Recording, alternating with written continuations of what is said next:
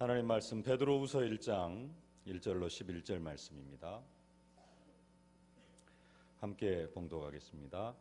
예수 그리스도의 종이며 사도인 시몬 베드로는 우리 하나님과 구주 예수 그리스도의 의를 힘입어 동일하게 보배로운 믿음을 우리와 함께 받은 자들에게 편지하노니, 하나님과 우리 주 예수를 알므로 은혜와 평강이 너희에게 더욱 많을지어다. 그의 신기한 능력으로 생명과 경건에 속한 모든 것을 우리에게 주셨으니, 이는 자기의 영광과 덕으로서 우리를 부르신 이를 알므로 말미암음이라. 이로써 그 보배롭고 지극히 큰 약속을 우리에게 주사, 이 약속으로 말미암아 너희가 정욕 때문에 세상에서 썩어질 것을 피하여 신성한 성품에 참여하는 자가 되게 하려 하셨느니라. 그러므로 너희가 더욱 힘써 너희 믿음의 덕을, 덕의 지식을, 지식의 절제를, 절제의 인내를, 인내의 경건을, 경건의 형제 우애를, 형제 우애의 사랑을 더하라. 이런 것이 너희에게 있어 흡족한즉 너희로 우리 주 예수 그리스도를 알기에 게으르지 않고 열매 없는 자가 되지 않게 하려니와, 이런 것이 없는 자는 맹인이라 멀리 보지 못하고 그의 옛 죄가 깨끗하게 된 것을 잊었느니라. 그러므로 형제들아, 더욱 힘써 너희 부르심과 택하심을 굳게 하라. 너희가 이것을 행한즉 언제든지 실족하지 아니하리라. 이같이 하면 우리 주 곧 구주 예수 그리스도의 영원한 나라에 들어감을 넉넉히 너희에게 주시리라. 아멘. 경건의 형제 우애를이라는 그런 제목입니다. 언약이 되어지실 수 있기를 주님의 이름으로 축복합니다. 하나님은 우리를 정말로 사랑하십니다. 최고로 우리를 사랑하시는데요, 그 사랑으로 인하여서 하나님께서 우리에게 은혜를 베풀어 주셨습니다. 은혜 베풀어 주신 그 구체적인 내용은 나를 위하여서 독생자 되시는 예수 그리스도를 이 땅에 보내주심이고요, 보내주시는 것으로 끝나는 것이 아니라 그 예수님이 나를 위해 십자가에 죽으시고 부활하심이 사실적으로 믿어지게 하신 것, 그게 하나님께서 우리에게 베풀어 주신 은혜입니다. 많은 사람들이 예수님이 십자가에 못 박혀 죽으시고 부활하셨다라는 사실을 압니다. 믿고 안 믿고를 떠나서 예수님이 십자가에 못 박혀 죽으셨다라는 사실을 많이 들어요. 예수가 그랬다. 불신자들도 그 이야기는 듣습니다. 근데 문제는 뭐냐? 안 믿어요. 안 믿으려고 해서 안 믿은 게 아니라 아무리 믿으려고 해도 그 사람들은 안 믿어집니다. 근데 우리들은 그 사실이 자연스럽게 믿어져요. 또 과거에는 나도 안 믿었어요. 그게 뭐하냐 했는데 어느 순간 이 사실이 믿어졌어요. 그게 믿어질 때 우리가 구원을 받고 하나님의 자녀가 되어지거든요. 근데 그게 믿어졌어요. 이게 하나님의 은혜라는 겁니다. 우리가 구원을 받는데, 믿음으로 받는데, 우리가 가진 그 믿음, 예수님의 십자가 사건과 부활 사건이 믿어지는 그 믿음도 하나님의 은혜고, 더 크게는 하나님의 사랑이라는 사실입니다. 그래서 에베소서 2장 4절 5절 8절에 그렇게 말씀하십니다. 긍휼에 풍성하신 하나님이 우리를 사랑하신 그 큰 사랑을 인하여, 그 큰 사랑을 인하여 너희가 은혜로 구원을 얻은 것이라. 너희가 그 은혜를 인하여 믿음으로 말미암아 구원을 얻었나니, 이것이 너희에게서 난 것이 아니요 하나님의 선물이라. 하나님의 그 크신 사랑으로 우리에게 은혜를 베푸셔가지고 믿음을 갖게 하시고 그 믿음으로 우리가 구원을 받게 되어졌습니다. 구원하면은요, 구원을 여러 가지로 이야기할 수 있습니다. 원죄, 사단에게서가 죄를 짓고 하나님 떠난 문제, 여기에서 빠져나온 것, 이 원죄 문제를 해결받은 것이 구원이다. 더 이상 사단의 운명과 팔자에 묶여서 그 사단의 종노릇하는 그런 인생이 아니라, 또 죄 때문에 저주와 재앙 가운데 고통당하는 그런 인생이 아니라 하나님 자녀의 축복을 누리는 것, 그게 구원이다. 같은 이야기입니다만은 좀 다른 표현으로 하면은 과거 문제 해결, 현재 문제 해결, 미래 문제 해결, 모든 문제 해결받은 게 구원이다, 이렇게 이야기하고요. 또 구원에 대해서는 같은 내용입니다만은 조금씩 표현이 다릅니다. 불신자 6가지 상태, 우상 숭배로 인해서 영적 문제, 정신 문제, 육신 문제, 내세 문제, 후대 문제 속에 빠져 살아갈 수밖에 없는데 이 불신자 6가지 상태에서 완전히 해방받고 이제는 신자가 받은 7가지 축복, 하나님이 성령으로 나와 함께 하시고 인도하시고 역사하시고 천사를 동원하시고 사단의 세력을 완전히 꺾으시고 이제 우리가 하늘 시민권을 가지고 세계복음을 할 수 있는 그런 축복, 이게 구원의 축복이고 또 구원의 내용입니다. 이런 축복을 받아 누리는 데에는 필요한 게 뭐냐? 믿음만 있으면 됩니다. 믿음이면은 다 끝이 납니다. 근데 우리의 인생 문제 해결하는 데에는 정말로 믿음이면 더 이상 필요한 게 없습니다. 그러나 우리의 신앙이 이 인생 문제 해결하는 데에만 머물러 있으면 안 됩니다. 하나님께서 우리를 구원하신 이유가 우리의 인생 문제 해결해 주시려고 우리를 구원하신 게 아니라는 겁니다. 그것은 서론이고요. 진짜 하나님께서 우리를 구원하신 이유, 그게 뭐냐? 하나님께서 우리에게 하나님의 일을 맡기시려고 우리를 구원하셨다는 겁니다. 다시 말하면은 요즘 말씀으로 하시면은 사명을 우리에게 허락해 주셨다는 사실입니다. 하나님께서 모든 사람에게 주신 천명이 있고요. 그 천명을 위하여서 나를 부르셨습니다. 소명이고요. 나를 부르셔가지고 나에게 맡겨주신 일이 있습니다. 내가 감당해야 될 일이 있습니다. 그게 사명입니다. 사명, 여러 가지 일이 있을 수 있습니다. 사명, 교회 안에서 감당해야 될 여러 가지 직무들도 있고요. 현장에서 감당해야 될 여러 가지 직무들도 있는데 오늘 본문 말씀으로 그 사명을 한마디로 이야기하면은 8절 말씀입니다. 8절 말씀 함께 봉독하겠습니다. 이런 것이 너희에게 있어 흡족한즉 너희로 우리 주 예수 그리스도를 알기에 게으르지 않고 열매 없는 자가 되지 않게 하려니와. 열매 없는 자가 되지 않게 하려니와. 다시 말하면은 우리로 많은 열매를 맺게 하는 것. 그게 하나님께서 우리에게 맡겨주신 사명입니다. 열매 맺는 인생, 열매 맺는 인생이 되어지실 수 있기를 주님의 이름으로 축복합니다. 근데요, 성경에 그렇게 말씀합니다. 열매 없는 자는, 열매 없는 나무는 찍어서 불에 던져버려라. 세례 요한이 미리 6개월 전에 태어나가지고 미리 사역을 하면서 예수님에 대해서 선포를 합니다. 그 예수님에 대해서 뭐라고 선포를 하느냐? 막 여러 가지 이야기를 하면서 이미 도끼가 나무 뿌리에 놓였으니 좋은 열매 맺지 아니하는 나무마다 찍어 불에 던지우리라. 열매 맺지 않는 나무는 찍어서 불에 던져버린다, 그렇게 말씀을 합니다. 찍어서 불에 던져버린다라는 말씀은 말 그대로 그냥 지옥불에 던져버린다라는 이야기예요. 열매 맺지 아니하는 나무는 찍어서 불에 던져버릴 것이다. 자, 여러분이 열매를 안 맺어요. 생명 열매를 안 맺어요. 제자 열매를 안 맺어요. 그러면 어떻게 하겠다? 찍어서 불에 던져버리겠다라고 이야기를 합니다. 무슨 생각이 듭니까?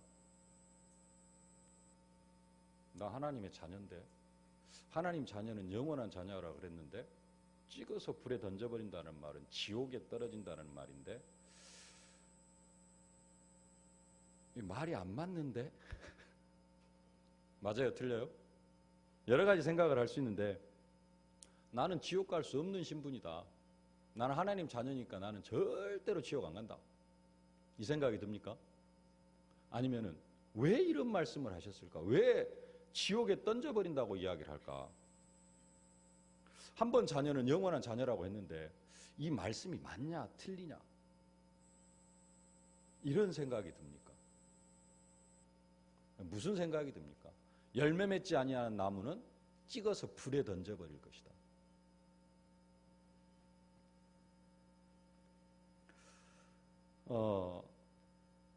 이 말씀의 내용은 뭐냐면은 열매 맺지 아니하는 나무는 찍어서 불에 던져버리겠다, 지옥으로 던져버리겠다라는 게 아니라 열매를 맺으면서 살아가라라는 겁니다. 그리고 열매 맺지 아니하면 뭐 해라? 회개하라라는 겁니다. 내 인생에 지금 열매가 없다 그러면은 뭐 해라? 회개하라라는 겁니다. 엄마가 이렇게 이야기를 했어요. 자식들이 방을 하도 어지러 놓으니까 엄마가 이렇게 말을 합니다. 방 청소해놔라. 방 청소 안 하면 밥 안 준다. 이렇게 이야기를 했어요. 방 청소 안 하면 밥 안 준다, 이렇게 이야기를 했습니다. 그러면 자식이 뭘 해야 돼요? 뭔 생각을 해야 돼요? 아, 내가 청소를 해야 되겠구나, 내가 방을 어지러 놨구나, 그래서 청소를 해야 되겠구나, 이 생각을 해야지. 엄마가 밥을 안 줘? 아니, 내가 엄마 아들이고 내가 엄마 딸인데 엄마가 나한테 밥을 안 줘? 그럴 리가. 밥은 주겠지. 아니, 진짜로 밥을 안 줄까? 이 생각하고 있으면 맞는 생각이에요, 틀린 생각이에요? 밥에만 이게 관심을 가지고 있으면 안 되는 거예요. 엄마가 말한 중심은 뭐예요? 방 어지러 놨으니까 청소하라는 이야기예요. 엄마, 내가 그래도 엄마 딸인데, 엄마 아들인데 청소 저거 안 했다고 엄마가 나한테 밥을 안 줘? 아니야, 줄 거야. 그리고 뭐 안 주면은 뭐 내가 옆에 가서 뭐 끼어서 먹지 뭐. 그래도 밥 먹지 마 그러면, 내가 엄마 딸인데 내가 어디 가서 그 밥을 먹으라고. 밥 먹으면 되지. 맞는 말인데 중심은 그게 아니잖아요. 중심은 청소하라는 겁니다.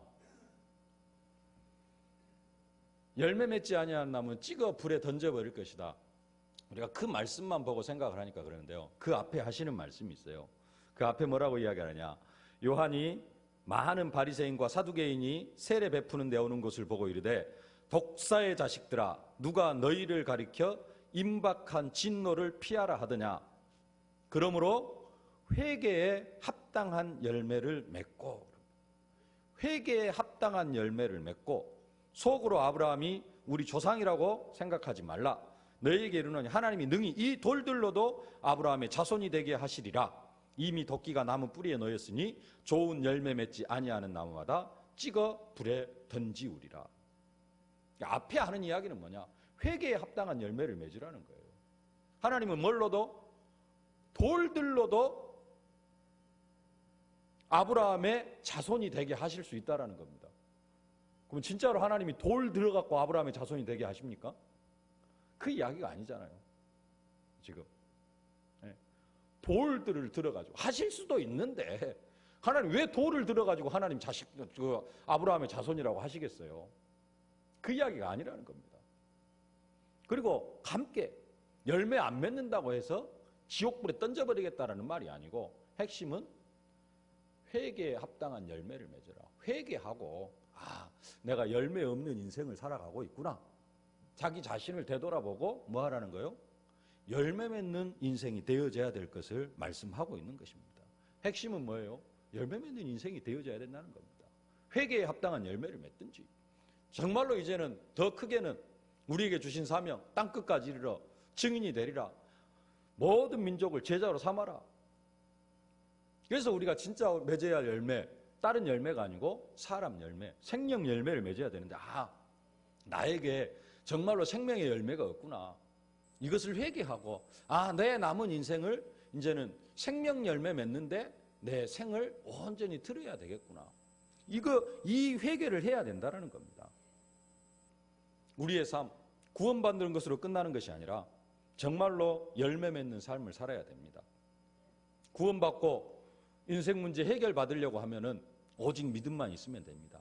그런데 그런 것으로 끝나는 것이 아니라 우리는 인생 문제 해결보다 더 큰 사명, 전도자의 사명, 땅끝까지 이르러 증인이 되는 그러한 사명을 감당해야 되기 때문에 우리의 믿음, 완전한 그 믿음에다가 뭘 더해가라? 믿음의 덕을, 덕의 지식을, 지식의 절제를, 절제의 인내를, 인내의 경건을, 경건의 형제 우애를, 형제 우애에 사랑을 더하라. 그렇게 말씀하고 있습니다. 뭐 하기 위해서요? 사명 감당하고 우리의 인생이, 우리의 남은 인생이 정말로 열매 맺는 인생이 되어지게 하기 위하여서 이렇게 더해갈 것을 말씀을 하고 있습니다. 그래서 믿음의 덕을 더해가는데, 믿음의 덕은 뭐다? 하나님이 우리를 어두운 데서 불러내어 예수 그리스도의 기이한 생명의 빛에 들어가게 하신 것처럼, 그게 하나님의 아름다운 덕인데요, 우리도 많은 사람들을, 흑암 가운데 어두운 가운데 살고 있는 많은 사람들을 예수 그리스도의 생명의 빛 가운데로 들어가도록 불러내야 되는 것, 이것이 우리가 우리의 믿음 위에 더해가야 될 아름다운 덕인 줄로 믿습니다. 덕을 더해가시고요, 덕에 뭘 더해가라? 지식을 더해가라. 우리가 하나님과 예수 그리스도를 깊이 알면 알아갈수록 우리에게 은혜와 평강이 넘친다, 그렇게 말씀합니다. 오늘 2절 말씀 함께 한번 봉독하겠습니다. 하나님과 우리 주 예수를 알므로 은혜와 평강이 너희에게 더욱 많을지어다. 하나님을 알면 알아갈수록, 예수 그리스도를 알면 알아갈수록 우리에게 뭐가 넘쳐요? 은혜가 넘치고 평강이 넘친다. 평화가 넘친다. 쉽게 말하면 그리스도를 알면 알아갈수록 평강, 행복해진다라는 말입니다. 그리스도를 모르면은 행복이 그만큼 없어요. 그리스도를 모르면은 권세도 모르고 뭐 능력도 모르면은 우리가 세상에서 고통당하며 살아갈 수밖에 없는 게 우리의 인생이라는 겁니다. 근데 그리스도를 알면 알아갈수록 우리에게 행복이 넘친다라고 말씀하는 겁니다. 8절 말씀 다시 한번 봉독하겠습니다. 이런 것이 너희에게 있어 흡족한즉 너희로 우리 주 예수 그리스도를 알기에 게으르지 않고 열매 없는 자가 되지 않게 하려니와. 그리스도를 알기에 게을러지면은, 그리스도를 점점 모르면은요, 그러면은 열매 없는 인생이 되어질 수밖에 없고, 그리스도를 깊이 알면 알수록 우리의 인생이 어떤 인생이 되어진다? 열매를 맺어가는 그런 인생이 되어진다. 그래서 덕에다가 뭘 더해가라? 지식을 더해갈 것을 말씀하는 것입니다.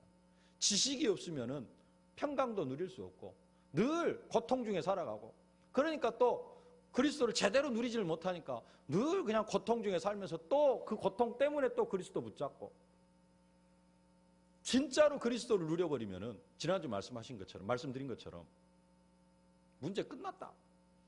나에게 이제 문제되어질 것은 없다. 이 결론이 나온다니까요.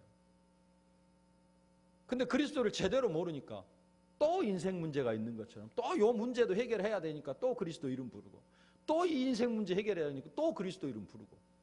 문제가 아니라 그것은 뭐다? 하나님의 계획이고 하나님의 축복이다. 모르면은 늘 문제라고 생각을 하면서 고생하고요. 그리스도를 알면은 종으로 팔려가는 것이, 감옥에 들어가는 것이 하나님의 시간표다. 하나님의 축복이다. 그럼 그 속에서 임마누엘을 누리게 되어지죠. 그러면 그 속에서 열매 맺는 인생이 되어지죠. 덕에 지식을 더해 가시고요, 지식에 절제를 더해 가실 수 있기를 바랍니다. 오늘 4절 말씀에 이로써 그 보배롭고 지극히 큰 약속을 우리에게 주사 이 약속으로 말미암아 너희가 정욕 때문에 세상에서 썩어질 것을 피하여, 그럽니다. 정욕 때문에 세상에서 썩어질 것들 속에 아직도 우리가 많은 부분들 붙잡혀서 살아가고 있다는 게 우리의 현실입니다. 그래서 뭐 할 수 있어야 돼요? 절제할 수 있어야 된다는 겁니다. 그러므로 형제들아, 우리가 빚진 자로도 육신에게 져서 육신대로 살 것이 아니니라. 너희가 육신대로 살면 반드시 죽을 것이로되 영으로서 몸의 행실을 죽이면 살리니 무릇 하나님의 영으로 인도함을 받는 그들은 곧 하나님의 아들이라. 뭘 해라? 영으로서 몸의 행실을 죽이라. 가만히 있으면 우리는 뭐하게 되어져 있느냐? 기도 안 하고 하나님의 말씀 누리지 못하고 가만히 있으면은 옛날로 돌아갑니다. 과거로 돌아가게 되어져 있어요. 창세기 3장 습관, 체질로 돌아가게 되어져 있어요. 그러면 뭐 하느냐? 썩어질 것. 세상에 썩어질 것 속으로 우리가 들어가게 되어집니다. 그래서 뭐 해라? 절제해라. 절제에 뭘 더해가라? 인내를 더하려고 성경이 말씀하고 있습니다. 하나님은 태초부터 나를 구원하시려고 기다리셨고요. 이 땅에 태어났음에도 불구하고 하나님이 그 하나님의 계획 속으로 들어가지 못하고 내가 내 고집 따라서, 내 성격 따라서 방황하는 인생을 살았는데 그것도 하나님께서 다 참으시고, 우리들 같으면 성격 같으면 그냥 한 대 쿡 때려가지고 어떻게 해버릴 건데, 하나님께서 과거에 우리가 그렇게 살아왔는데 하나님께서 태초부터 지금까지 나를 참아주시고 하나님의 완벽한 시간표 속에 다른 곳으로도 아니고 이 복음 속으로 우리를 불러주셨습니다. 그게 하나님의 인내입니다. 예수님이 십자가의 부끄러움을 다 참으셨습니다. 그처럼 뭐 해라? 인내해라. 요셉이 하나님의 계획 속에 있을 때 모든 환경 속에서 인내가 되어졌어요. 종살이 하는 데에도 그냥 자연스럽게 인내라기보다는 누림이 되어졌죠. 감옥에 가도 그게 별로 문제가 안 되어졌어요. 우리는 성령 충만하지 못하면 거기서 계속 빠져나오려고 합니다. 그 안에서 우리가 누림이 되어져야 될 것을 말씀하고 있습니다. 누림이 안 되어지면은 진짜 누림이 되어지도록 인내가 되어져야 될 줄로 믿습니다. 큰 고통도 인내하실 수 있기를 바라고요. 오랜 기다림도 인내하실 수 있기를 바랍니다. 태신자로 품고 한 사람을 품고 기도했는데 그 사람이 보통 1년 안에 다 돌아온다 그러면은 태신자로 품고 기도 안 할 사람이 한 사람도 없을 겁니다. 1년 안에 돌아온다 그러면. 어떤 사람은 기도했는데 일주일 만에 돌아온 사람도 있기는 합니다. 근데 1년이 아니라요. 어떤 사람들은 평생을 기도해야 되기도 하고요. 어떤 사람들은 내가 살아있을 때 복음만으로 안 들어온 사람도 있어요. 내가 죽고 난 뒤에 돌아온 사람도 있습니다. 뭐 해라? 인내해라. 응답이 빠르게 되어지는 부분도 있습니다만 평생을 두고 응답받아야 될 그런 내용도 있고요. 평생이 아니라 내 죽은 뒤에 응답으로 찾아오는 그런 응답도 있습니다. 응답이 안 온다고 안절부절하거나 조급해하거나 그게 아니고 끝까지 참고 기다리고 인내하실 수 있기를 주님의 이름으로 축복합니다. 그 인내에 경건을 더해야 할 것을 말씀하고 있습니다. 경건의 모양이 아니라 경건의 능력을 더해 가실 수 있기를 바랍니다. 디모데후 3장 5절에 경건의 모양은 있으나 경건의 능력은 부인하는 자니 이 같은 자들에게서 내가 돌아서라. 경건의 모양은 있으나 겉모습이 경건한 게 아니고 경건의 능력, 그 경건을 더해 가실 수 있기를 바랍니다. 경건이 뭐냐? 경건은 다른 게 경건이 아니고 그 모양, 경건의 모양, 막 외적인 모습, 그게 중요한 게 아니고 경건은 하나님의 계획을 따라 살아가는 것, 그게 경건입니다. 하나님의 계획 속에서, 하나님의 경영 속에서 도망치려고 하지 말고 그 속에서 하나님의 계획을 발견하실 수 있기를 바랍니다. 하나님의 계획은 말씀 따라가는 거예요. 말씀. 그게 경건입니다. 오늘 그 경건에다가 형제 우애를 더하라 그렇게 말씀하고 있습니다. 그래서 오늘 제 메시지 제목이 경건의 형제 우애를입니다. 형제 우애. 형제 우애는 뭐냐? 구원받은 사람들끼리 사랑할 것을 말씀하는 그런 단어입니다. 구원받은 사람들끼리. 형제. 누가 나의 형제냐? 형제 우애를, 형제 간에 사랑을 하라라는 겁니다. 형제 간에 사랑을 해라. 그러면 누가 나의 형제냐? 성경 한 부분을 그대로 읽어드리겠습니다. 예수께서 무리에게 말씀하실 때 그 모친과 동생들이 예수께 말하려고 밖에 섰더니 한 사람이 예수께 여짜오되 보소서 당신의 모친과 동생들이 당신께 말하려고 밖에 섰나이다 하니 말하던 사람에게 대답하여 가라사대 누가 내 모친이며 내 동생들이냐 하시고 손을 내밀어 제자들을 가리켜 가라사대 나의 모친과 나의 동생들을 보라. 누구를 가리켜서요?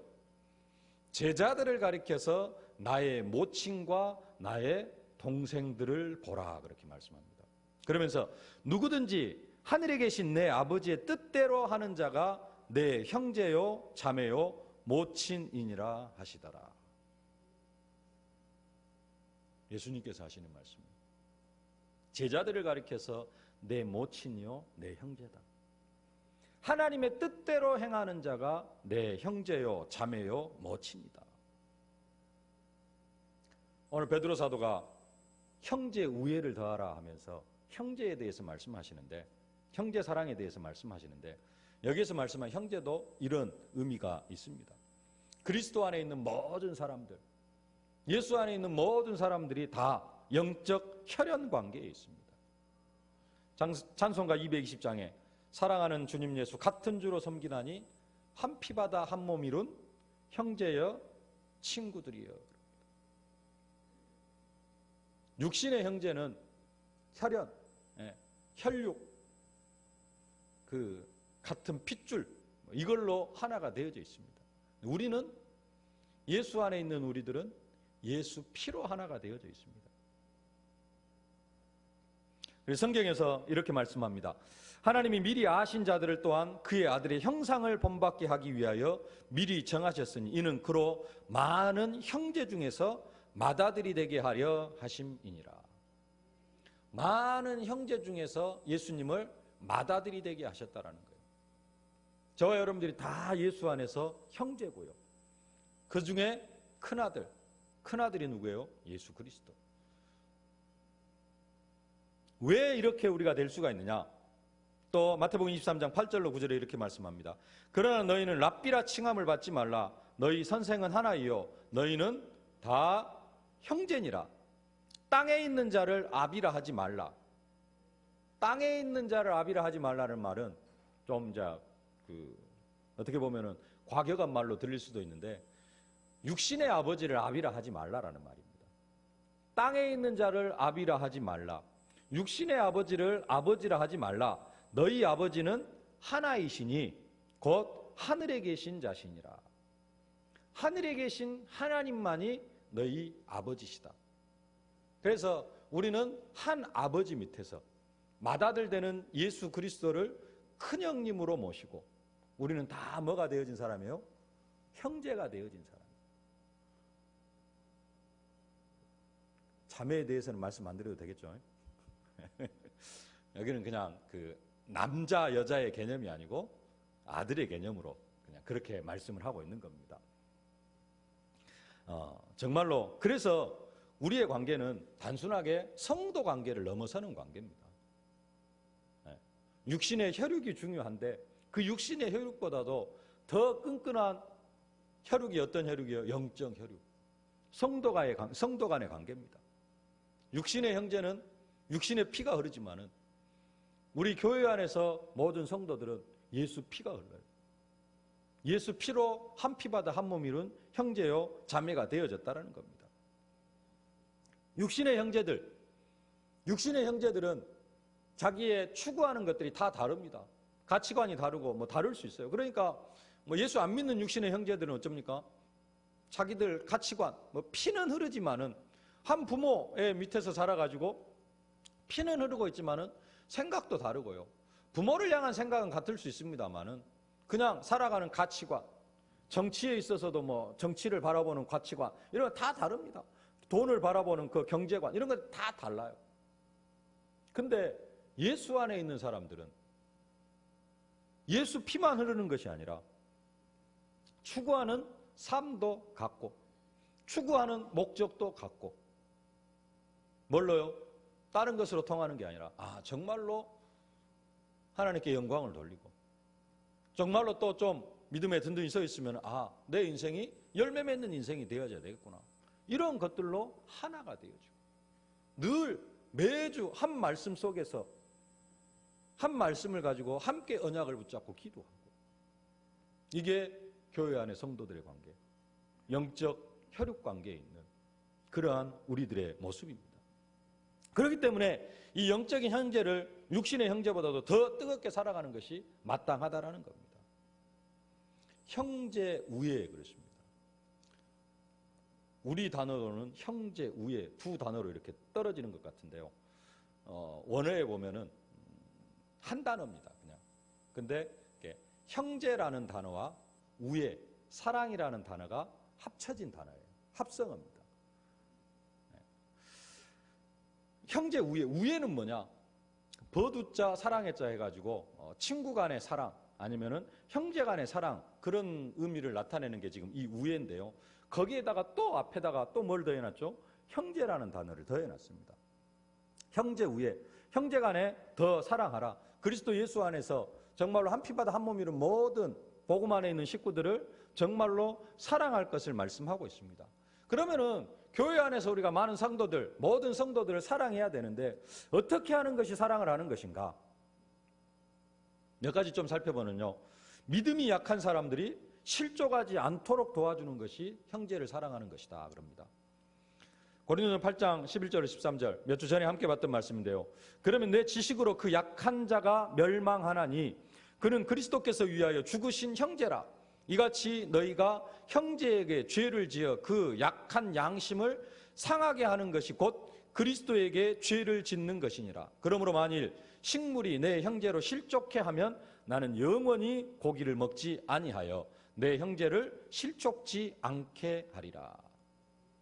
절제에 대해서 이야기를 하면서 함께 보았던 말씀인데요.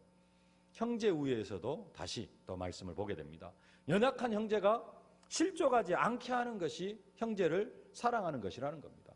구체적으로 내가 우상 앞에 드려진 제물, 우상 앞에 드려진 제물이었든지 간에 뭐가 되어졌든지 간에 이것은 그냥 단순한 음식이기 때문에 내가 이 음식을 먹는 데 있어서는 전혀 양심에 거리낌이 없다. 나는 우상 앞에 드려진 제물도 제사 음식도 담대하게 먹을 수 있다. 왜? 그게 아무것도 아니기 때문에. 먹을 수는 있는데 근데 내가 우상 앞에 드려진 제물을 먹는 것을 보면서 누가요? 다른 믿음이 연약한 형제가 낙심하면은 그 약한 자가 어떻게 되느냐? 멸망하나니 그럽니다. 그러면 내 지식으로 그 약한 자가 멸망하나니 그래요. 나는 먹는데 아무런 지장이 없는데 왜 저 사람은 저걸 먹지? 이렇게 하면서 뭐 하면은 낙심해가지고 신앙을 포기해버릴 수가 있어요. 그러면 이제 멸망길로 가는 거죠. 그러면은 그 약한 사람이, 믿음 약한 사람이 그 믿음 약한 사람을 실속시키지 않게 하기 위해서 우상 앞에 드려진 제물을 먹지 않겠다. 그렇게 말씀합니다. 그러면서 그 믿음 약한 사람, 그 약한 사람을 위하여서 성경이 뭐라고 이야기하냐? 그는 그리스도께서 위하여 죽으신 형제라. 그 믿음 약한 사람도 그리스도께서 그 믿음 약한 사람을 위하여서 십자가에 못 박혀 죽으셨다는 겁니다. 나만을 위하여 십자가에 못 박혀 죽으신 예수님이 아니고 그 믿음 약한 사람을 위하여서도 십자가에 못 박혀 죽으셨다는 겁니다. 이 말씀은 우리가 정말로 그리스도 안에서 형제를 사랑해야 되는 중요한 이유입니다. 믿음 약한 사람을 위하여서도 예수님 십자가에 못 박혀 죽으셨고 나를 위하여서도 예수님 십자가에 못 박혀 죽으셨고 나만을 위해서가 아니라 내 주위에 있는 모든 사람들을 위하여서 예수님께서 사랑하심으로 십자가에 못 박혀 죽으셨어요. 그래서 우리가 함께 서로 사랑하는 것이 마땅하다라는 겁니다. 주님께서 생명을 주시기까지 하시면서 사랑하신 그 내 형제를 사랑하지 않는 것은 결국 뭐 하는 것이냐? 주님의 사랑을 거부하는 것이고 주님의 사랑을 배신하는 것이 되어진다는 것입니다. 그래서 정말로 형제 우애는 형제가 성도 안에서 서로 사랑하는 것은 단순한 사랑을 넘어서서 예수 그리스도의 구속 사역, 그 구속의 사랑을 근거로 하는 그런 사랑입니다. 정말로 형제 실족하지 않도록 믿음 안에 든든히 세워져 가실 수 있기를 바랍니다. 그러면서 단순하게 믿음 약한 형제를 실족시키지 않는 것으로 끝나는 것이 아니라 믿음이 약한 형제를 위해서 기도하라 그렇게 말씀합니다. 요한일서 5장 16절에 이렇게 말씀합니다. 누구든지 형제가 사망에 이르지 아니한 죄 범하는 것을 보거든 구하라. 그러면 사망에 이르지 아니하는 범죄자들을 위하여 저에게 생명을 주시리라. 사망에 이르는 죄가 있으니 이에 대하여 나는 구하라 하지 않노라. 두 가지 죄가 있습니다. 사망에 이르지 아니하는 죄가 있고 사망에 이르는 죄가 있다 그럽니다. 형제 중에서 같이 교회 안의 성도 중에서 한 형제가 사망에 이르지 아니하는 죄를 지었으면은 뭐 해라? 그 형제를 위해서 기도해 줘라라는 겁니다. 구하라. 죄 범하는 것을 보거든 구하라. 기도해라. 그러면 그 형제가 사망에 이르지 아니하는 범죄자들을 위하여서 저에게 생명을 주시리라. 은혜를 더하여 주실 것을 약속합니다. 사망에 이르지 아니하는 죄를 지은 형제를 위하여서 내가 기도해 주면은 그 형제가 힘을 얻고 다시 새롭게 살아나서 더 이상 사망에 이르지 아니하는 그 죄를 더 이상 짓지 않을 것이다. 그렇게 약속하고 있고요. 사도 요한이 떠나 하나는 뭐라고 하냐? 사망에 이르는 죄를 지은 자가 있으면은 나는 그 사람을 위하여서 기도하라고 하지 않는다. 구하라 하지 않는다라고 이야기를 합니다. 그러면 죄 중에서 사망에 이르는 죄는 뭐고 사망에 이르지 않는 죄는 뭐냐? 사망에 이르는 죄는 배교를 이야기합니다.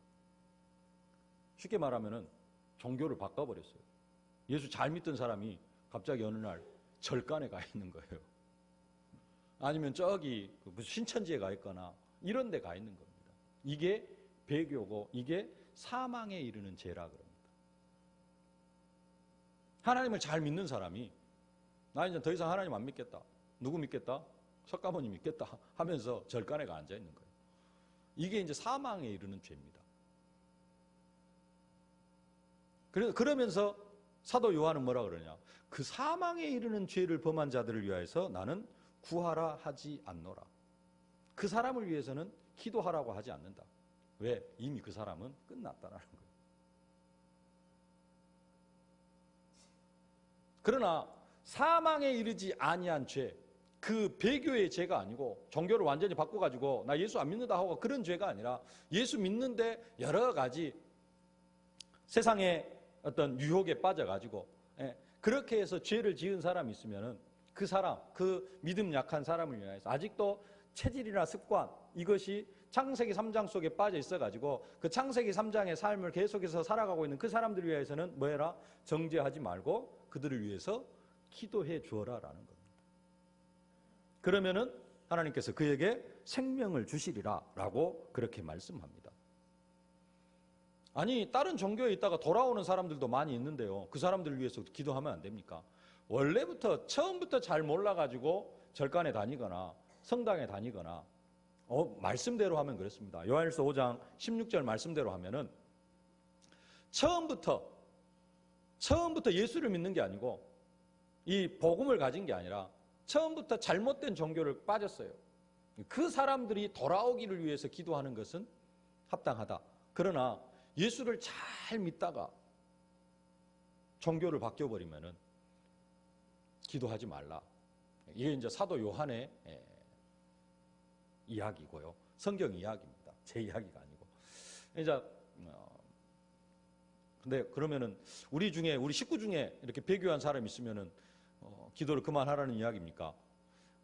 그것은 이제 여러분 신앙에 맡기겠습니다만은 성경은 그렇게 이야기를 하고 있습니다. 그래서 그게 중요한 게 아니고 범죄한 자들이 있으면은 사망에 이르지 아니하는 죄를 범하는 교회 안에 형제들이 있으면은 뭐 해줘라? 그들을 위해서 계속해서 기도해 줄 것을 말씀을 하고 있습니다. 말씀을 마치겠습니다.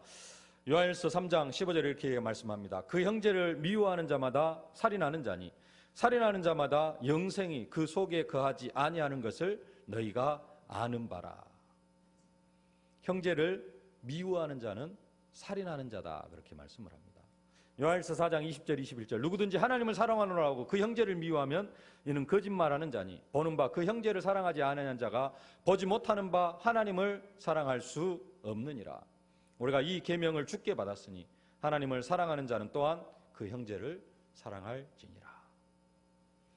정말로 그리스도 안에서 형제 우애의 사랑을 더해 가실 수 있기를 주님의 이름으로 축복합니다. 교회 안에 형제를 사랑하지 못하는데 교회 밖에 불신자를 사랑할 수가 없습니다. 교회 안에 형제를 사랑하지 못하는데 절대 전도할 수 없습니다. 생명 열매를 맺어갈 수 없습니다. 경건의 형제 우애를 더해가는 여러분들이 되어지실 수 있기를, 그래서 정말로 열매 맺는 인생 되어지실 수 있기를 주님의 이름으로 축복합니다. 살아계신 아버지 하나님, 은혜를 진심으로 감사를 드립니다. 하나님, 정말로 이제는 경건의 형제 우애를 더해감으로 말미암아 우리의 인생이 열매 맺는 인생, 정말로 사람 열매를 맺는 인생이 되어줄 수 있도록 최고의 축복으로 함께하여 주옵소서. 예수님의 이름으로 기도하옵나이다. 아멘. 만왕의 왕이 되신 우리 구주 예수 그리스도의 은혜와 나의 인생과 나의 가정과 우리 교회를 친히 경영하시는 우리 아버지 하나님의 무한하신 사랑하심과 우리가 현장에서 증인의 사명을 감당해 나아갈 수 있도록 열매 맺는 인생에 살아갈 수 있도록 순간순간 능력과 권능과 증거로 함께 하시는 성령의 충만하신 역사가 이제는 정말로 열매 맺는 인생을 살기 위하여서 경건의 형제 우애를 더해가기를 소망하는 모든 언약 백성들 머리머리 위에, 저들의 가정과 자녀, 현장, 산업, 기도 제목 위에 이제로부터 영원토록 항상 함께 계실지어다. 아멘.